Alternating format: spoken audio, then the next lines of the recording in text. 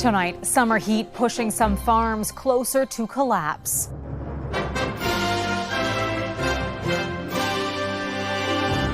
Extreme conditions and nearly a decade of drought. We want a good crop, we want a good price. Nobody wants to do what I've done out here. How people on the prairies are feeling about this year's harvest. Economic uncertainty, where Canadians are paying the price for tariffs. Companies race to create a generic version of Ozempic. Could Canada see a variation of the blockbuster weight loss drug? It will obviously become more available to people because the cost will be down. And inspiration on the ice in Nova Scotia. I'm competitive. I don't give up on the puck. That's what they say. What amazing milestone is being celebrated with this goalie's never-ending hockey schedule?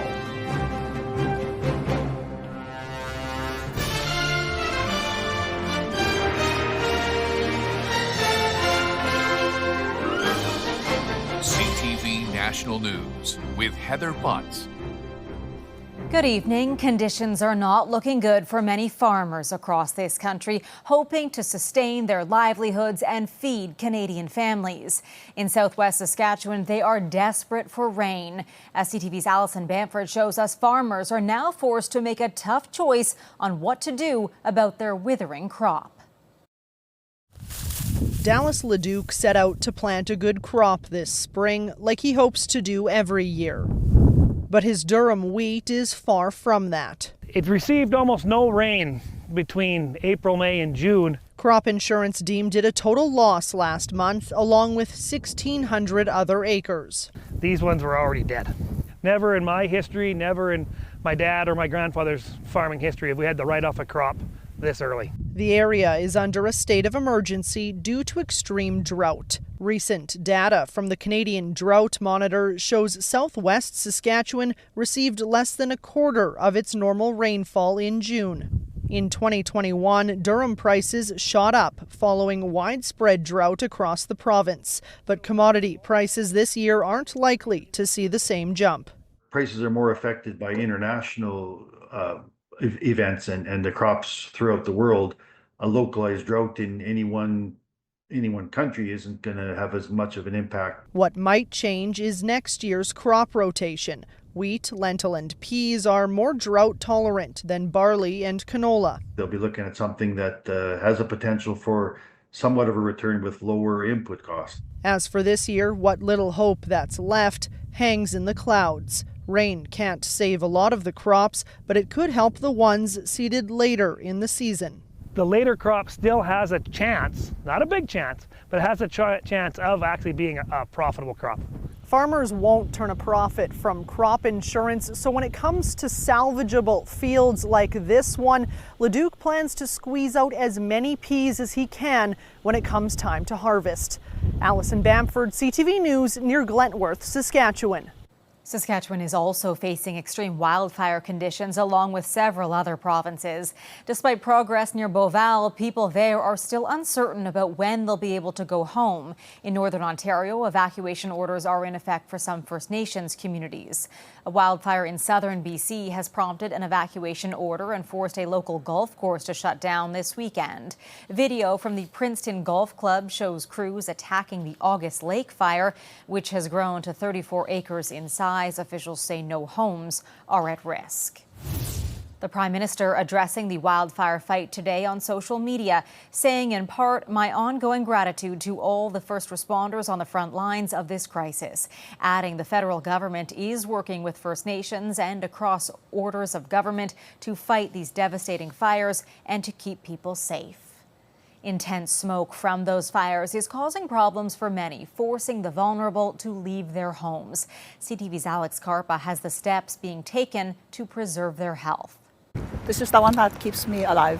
Kathy Ross always has her puffer with her. She says she's been heavily relying on it for the last 2 months due to the wildfires. I have asthma and COPD, and it makes it worse, like if there's smoke around me. Ross is from Pimicikamak Cree Nation in northern Manitoba. She says the smoke in the community has been so bad and started seeping into her house. I went into panic mode because of my lungs. So of course I ran out instinctively, and then I went into a coughing fit and my puffers couldn't even help.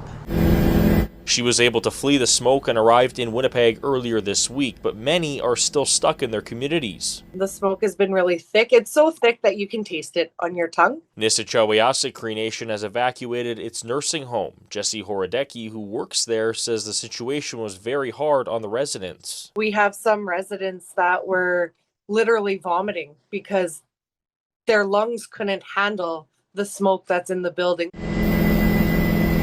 And wildfire smoke can have long-term effects as well. So you're more likely to develop asthma, especially if it's kids or pregnant people who are being exposed to this.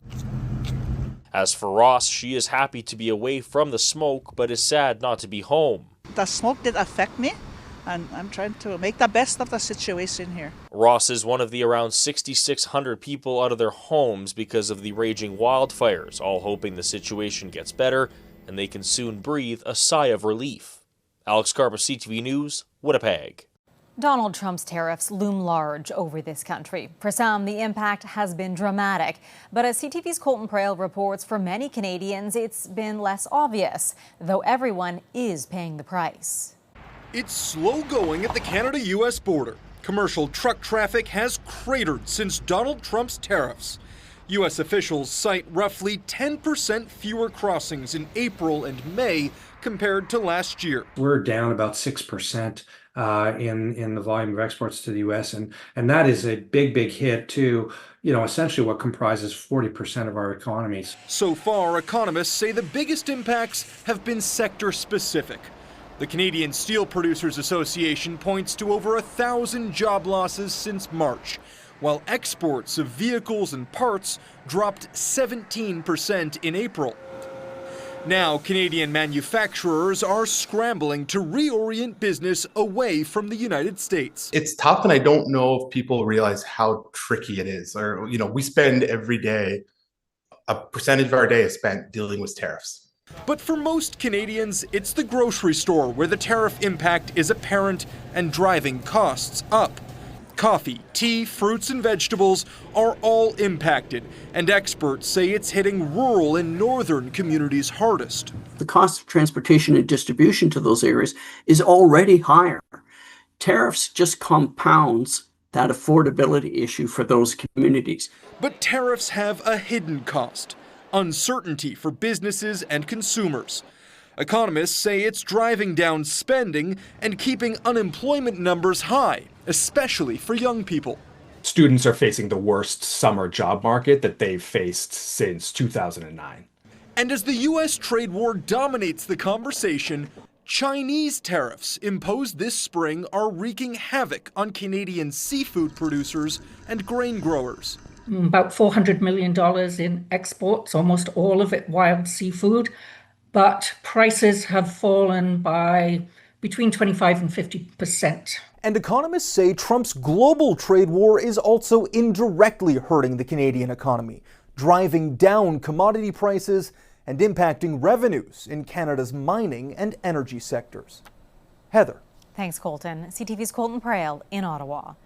As Trump's trade war rages on, it seems more Canadians are standing behind the federal Liberals. CTV's Jeremy Sharon now with what new numbers are showing about support for the government and the opposition. In the dead of summer in the nation's capital, politics for some are still firmly on the radar. Absolutely, yeah. Fairly regular. Yeah, it's not seasonal. It's not taking a pause this year at all. I think Mark Carney is doing a great job to fight for Canadians. Generally happy.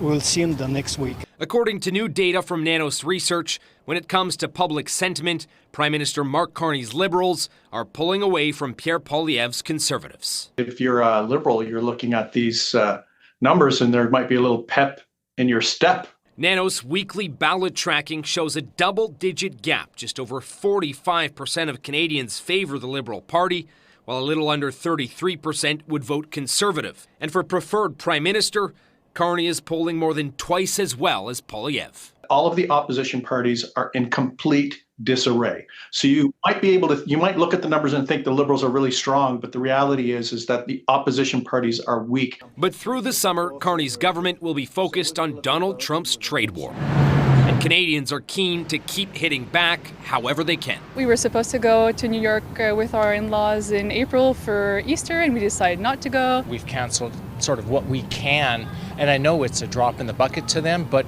if 41 million people are doing a little bit, that will start to send a message. Nano's data shows most believe the boycotts are temporary. 47% said they expect them to end after Trump's time in office, 28% said before, and 16% think they're permanent. It's more against Trump, yeah. I think if he goes, things will be better. Now, Trump's trade war also has a direct impact on those polling numbers. Whether or not Carney can land a trade deal with the U.S. is directly related to how Canadians feel about his government. Heather? CTV's Jeremy Sharon in the nation's capital. A team of investigators is looking into a fiery incident involving a WestJet plane at Vancouver International Airport.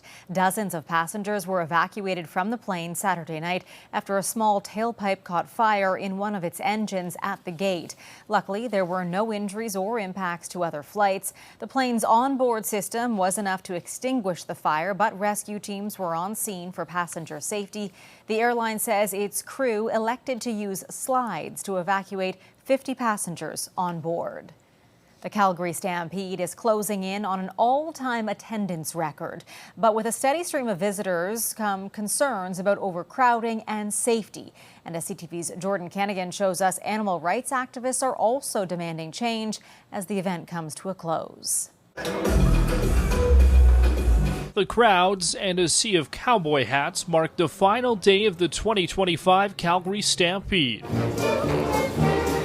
This year's event has seen steady attendance once again, but it hasn't gone on without a hitch. And upon consulting with the veterinarian on the track, it was decided that the most humane thing to do would be to euthanize that animal. In the 8th heat of Saturday's Rangeland Derby, a horse from Chad Fikes' team suffered a left front leg fracture. The Stampede confirming the animal death Sunday after the Saturday broadcast made no mention of the incident. So I think the fact that the broadcast regularly moves away and doesn't show us what's going on when an animal is injured just really shows us that the Calgary Stampede wants to shield the public from what's happening to these animals. Safety for Stampede goers is another major concern. On Tuesday, 3 people were assaulted and stabbed on the Midway, and overcrowding at evening Coke Stage concerts as officials considering changes to the popular draw. But we also have to evaluate which artists we place on that stage, because we know these high demand artists, those that draw a younger crowd, tend to be a little less ruly than, say, a classic rock band that goes there. And so all of those things will be evaluated. But Cowley calls the 2025 Stampede an overall success, and those attending agree. Last year, when I came in, it was not super busy, even though I came in on the free days last year. This year, it was super busy. Like, it's an awesome attendance out here. I mean, it's a nice event. Usually the city doesn't have much events like this. It's the only one that comes once a year. Jordan Cadigan, CTV News, Calgary. To Texas now, where people are dealing with more heavy rains and rising water levels. The flash flood warning is in place for several areas, including Kerr County, the area hardest hit by the deadly July 4th floods. Crews have been looking for more than 170 people still missing from that disaster. And a fast-moving wildfire near the Grand Canyon National Park in Arizona destroyed dozens of buildings overnight, including a historic lodge. Park authorities had to issue evacuation orders for hikers, visitors, and park personnel. The U.S. president getting booed briefly at MetLife Stadium in New Jersey, where he attended today's final of the FIFA Club World Cup. Today also marks the one-year anniversary of the assassination attempt on Donald Trump's life, which he addressed after returning from the soccer match. God was protecting me. Maybe because God wanted to see our country do better or do really well, make America great again. A new report released today by the U.S. Senate highlights a pattern of communication failure between different levels of law enforcement leading up to the assassination attempt. Coming up, the risk-reward of blockbuster weight loss drugs. If you make it much cheaper, you will see more abuse, more people prescribing it. What doctors have to say about a generic version of Ozempic in Canada. Plus, where this country music star is shining the spotlight off stage.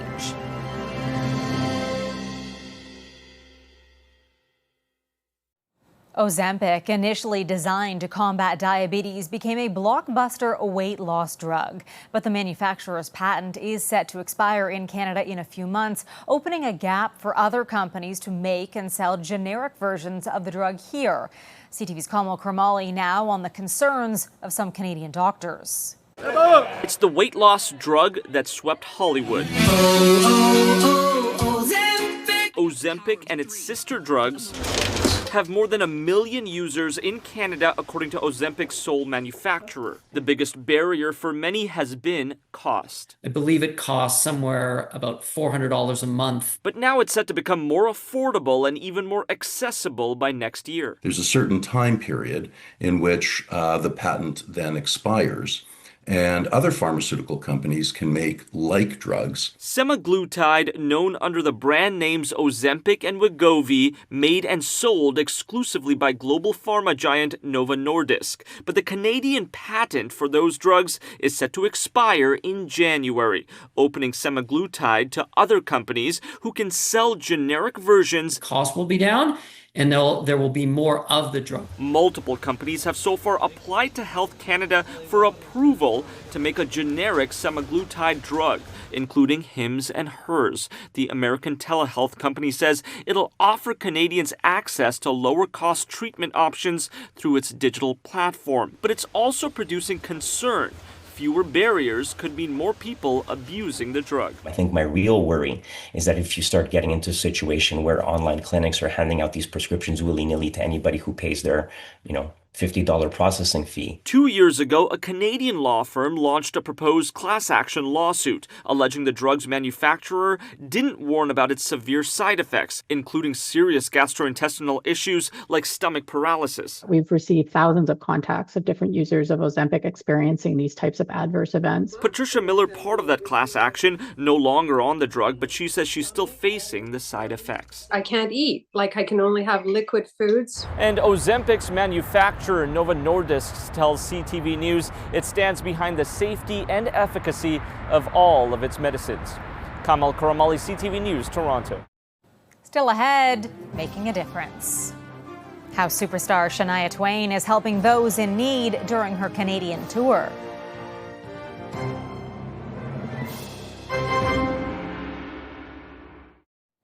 As Shania Twain's country music tour rolls across the country, she's bringing more than just her hit songs to each stop. Her foundation is supporting food banks along the way, helping to support Canadians who are struggling to feed their families. CTV's Maria Saru on her contribution in PEI. This is amazing. Before the spotlight and the hit songs came a quiet handoff. Shania Twain delivered a $25,000 check to a food bank in Western PEI, a boost from one of country music's biggest names to a small organization serving rural communities. I was in disbelief. This donation is going to provide a lot of healthy options for our families that we feed. In Tyne Valley, one of 4 locations the West Prince Caring Cupboard serves, the need is growing. We are starting to feel the effects of rising prices, and everything is getting more expensive, and unfortunately wages don't keep up. Statistics Canada data shows 10 million Canadians are facing food insecurity, including 2.5 million children. The shelves here are stocked with staples, but fresh food is harder to come by. An average of 160 families rely on the West Prince Caring Cupboard every month, and around 5,000 repeat visitors per year. This donation will help fund healthier groceries so they can take home meat, milk, eggs, and much more. Director Barb Ramsey-Darash says it can be hard to accept help. Coming to a food bank is often a last resort, but the team makes it a safe and supportive space. Telling people, well, don't give up. yes, you might be hitting a rough spot right now, and we'll help you through it. You're doing the right thing. You're getting healthy food for your family. For the volunteers, many of them fans, the donation hit a high note. Summer's growing up, I dressed up like Shania Twain and said, man, I feel like a woman. He'd do the karaoke's. Twain has partnered with Second Harvest on a national campaign to fund 375,000 meals across the country. One of her stops was Calgary, where she was a parade marshal at the Stampede. She also donated in Quebec City and Ottawa, with Toronto next, before her tour heads south. Maria Saru, CTV News, Cavendish, Prince Edward Island. Still ahead, hitting the ice in Nova Scotia. How this Halifax senior is proving his love for hockey in numbers.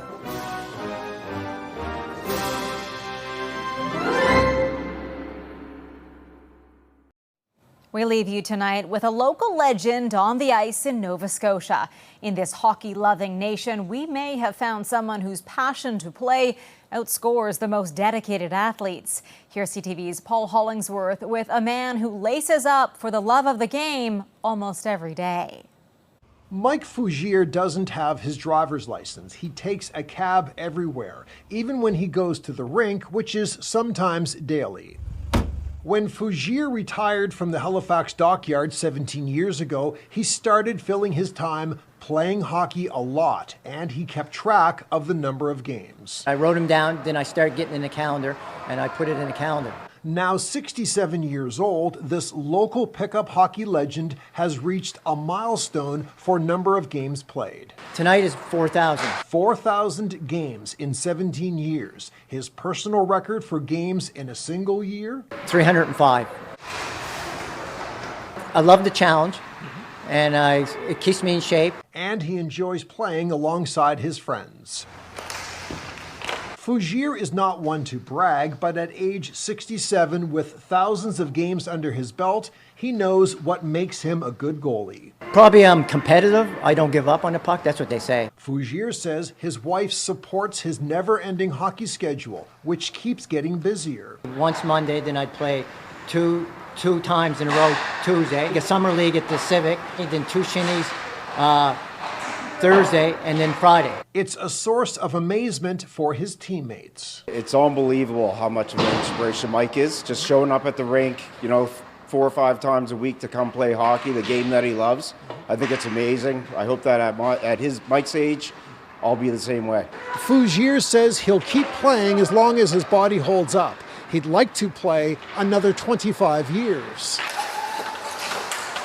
which would take him into his 90s. Fougier thinks it's possible, and he hopes other seniors follow his example to always stay active. All you got to do is move. I walk a lot, just keep moving, but find something you like to do. In Mike Fougier's case, he likes playing hockey 4,000 times over a 17-year period.